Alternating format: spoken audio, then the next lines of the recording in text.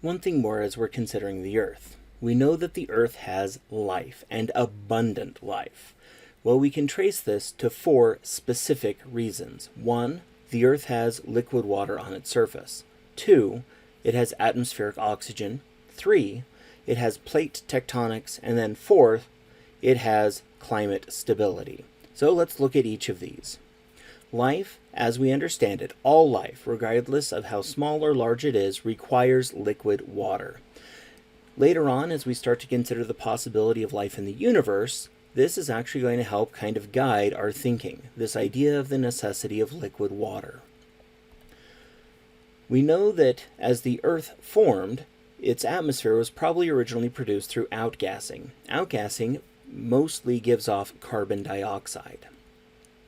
In fact, we actually can get a pretty good feel for what the Earth's early atmosphere was like as we consider Venus and Mars. Remember, Venus, Earth, and Mars all formed at the same time, in close to the same place, and in the same ways, so they should probably be fairly similar. Well, as we look at Mars and Venus, we see that Venus has around 97% carbon dioxide in its atmosphere, and Mars's atmosphere is around 95% carbon dioxide.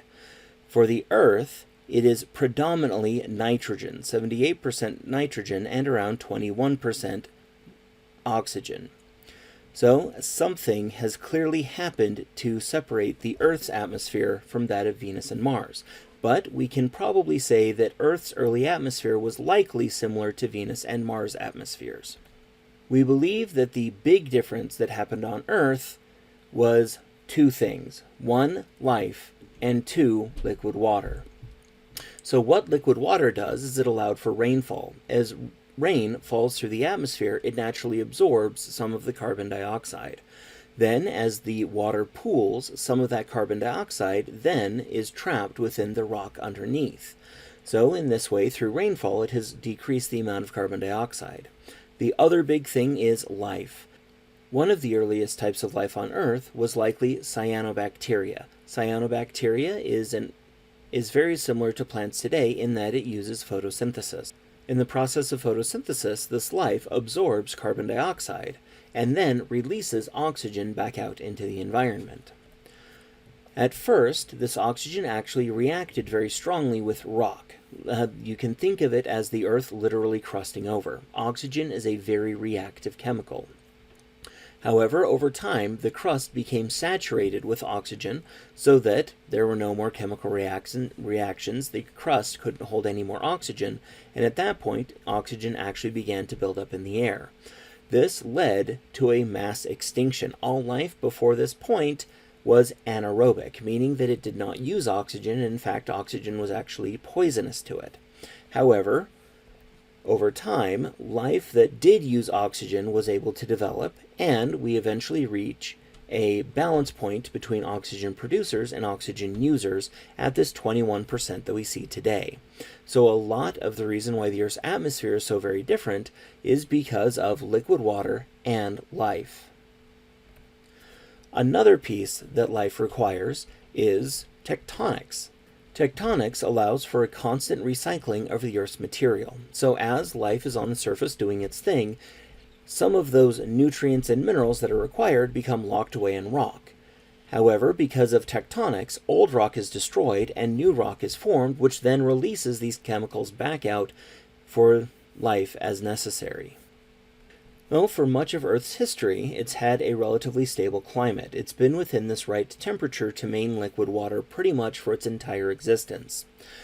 There are many different cycles that actually help regulate this temperature. One of these is the carbon dioxide cycle.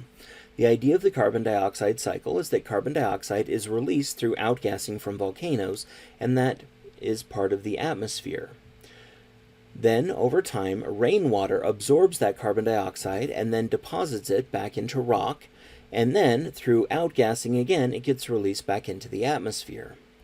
Now, these cycles are self-adjusting, meaning that if things go too far in one direction, there's mechanisms to make them swing the other way. For example, if the Earth begins heating up too much, then this leads to more evaporation, and therefore more cloud cover and more rain. If there's more rain, it pulls out more carbon dioxide from the atmosphere, which then causes less carbon dioxide and decreases the overall greenhouse effect. So the Earth heated up, and then with less carbon dioxide, it cools back off. On the other hand, if the Earth begins cooling too much, this leads to less evaporation, less clouds, and less rainfall, which means that more carbon dioxide is going to be able to build up within the atmosphere, and with more carbon dioxide, we have a stronger greenhouse effect, which is going to heat things up. So the Earth started to cool off, and then it warmed back up. So although we have these processes to help keep the climate stable, the current concern is how quickly some of these changes have been occurring in the last 200 years. We've seen an overall global increase of temperature in the last about 100 years of about 1 degree Celsius.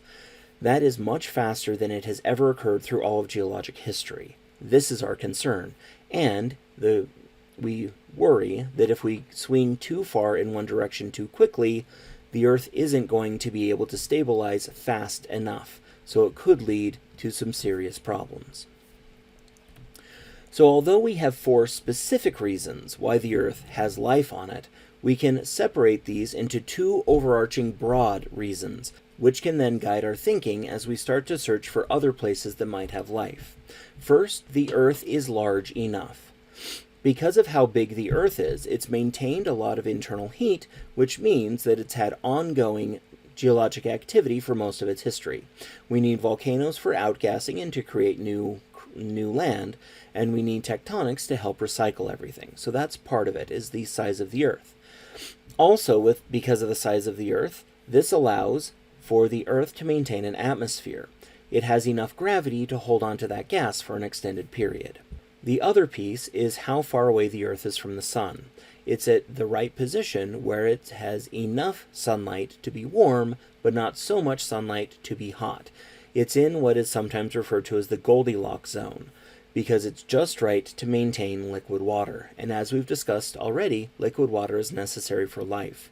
So again, as we start to look at other planets beyond our solar system, trying to decide if they could have life on them, we're going to look for these 2 pieces. Is it big enough, and is it at the right distance from its star?